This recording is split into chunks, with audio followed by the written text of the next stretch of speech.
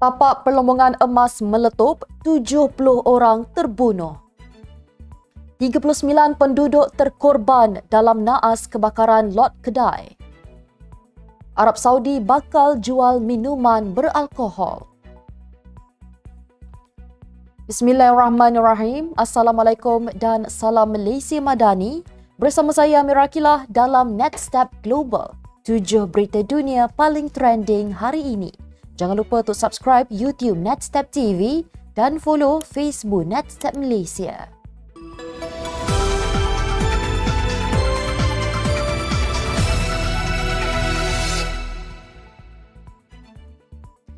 Letupan gas yang disebabkan kemalangan kenderaan di ibu negara Mongolia kemarin telah mengakibatkan 6 orang termasuk anggota penyelamat terbunuh dan 14 lagi cedera.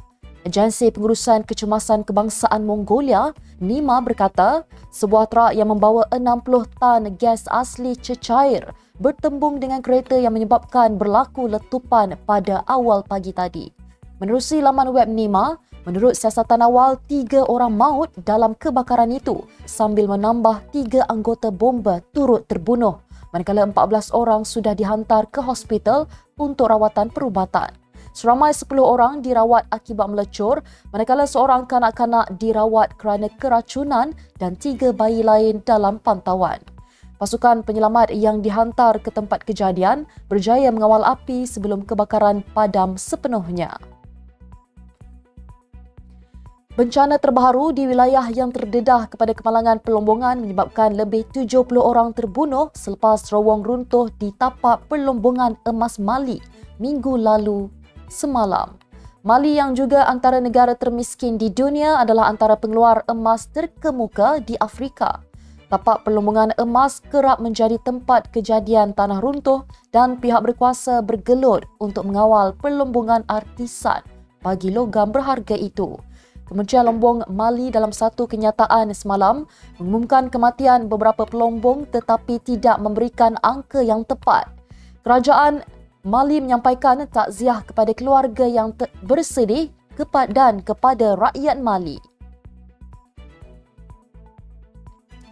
Kebakaran di ruang bawah tanah sebuah kedai jalanan di Bandar Xinyu di wilayah Jiangxi membunuh 39 orang dan mencederakan 9 orang lagi.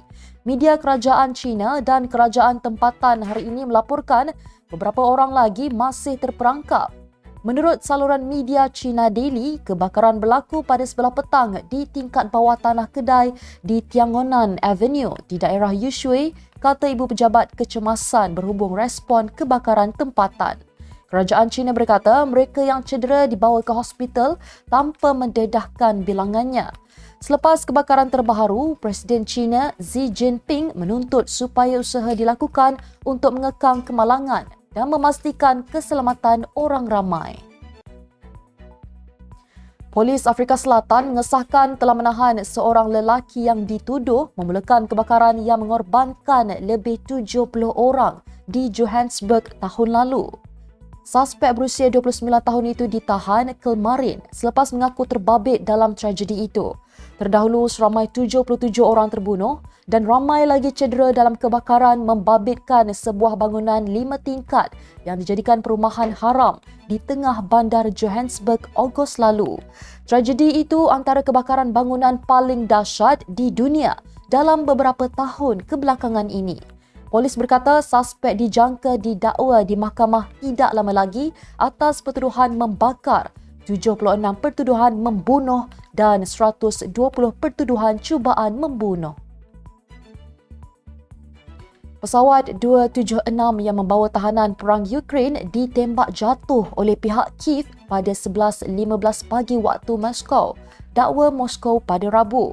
Menurut Sputnik, Kementerian Pertahanan Rusia melaporkan sebuah pesawat angkut 276 dari Angkatan Udara Rusia dengan 65 warga Ukraine yang dalam perjalanan untuk pertukaran tahanan perang serta 6 anak kapal dan 3 pengiring terhempas di wilayah Belgrade.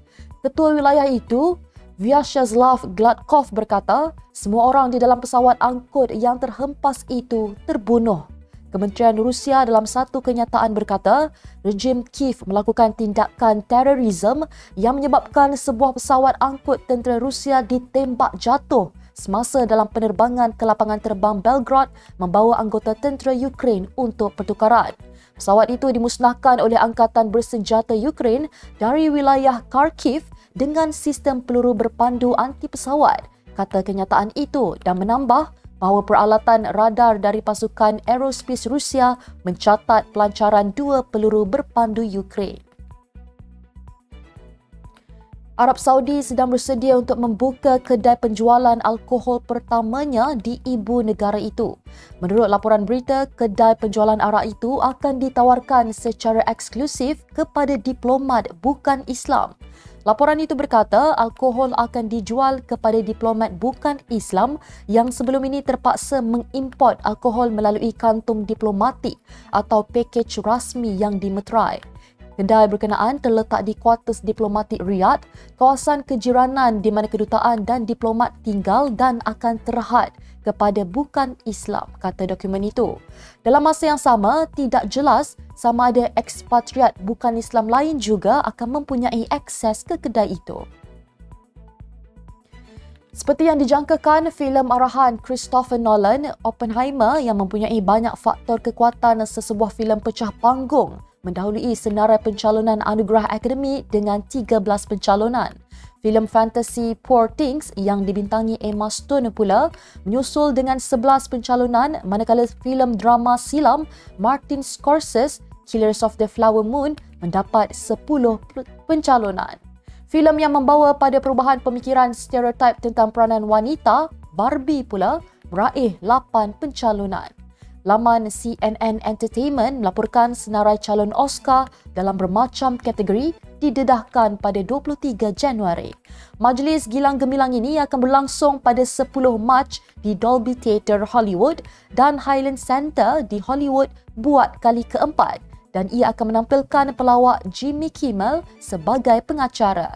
Dalam kategori filem terbaik, Oppenheimer bersaing dengan American Fiction, Barbie, The Holdovers, Anatomy of a Fall, Killers of the Flower Moon dan Maestro.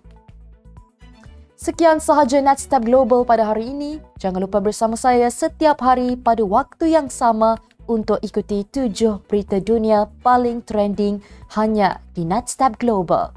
Follow Facebook Netstep Malaysia dan subscribe YouTube Netstep TV. Netstep Malaysia menjangkau informasi, mengorak inspirasi. Saya Amira Akilah. Assalamualaikum dan salam sejahtera.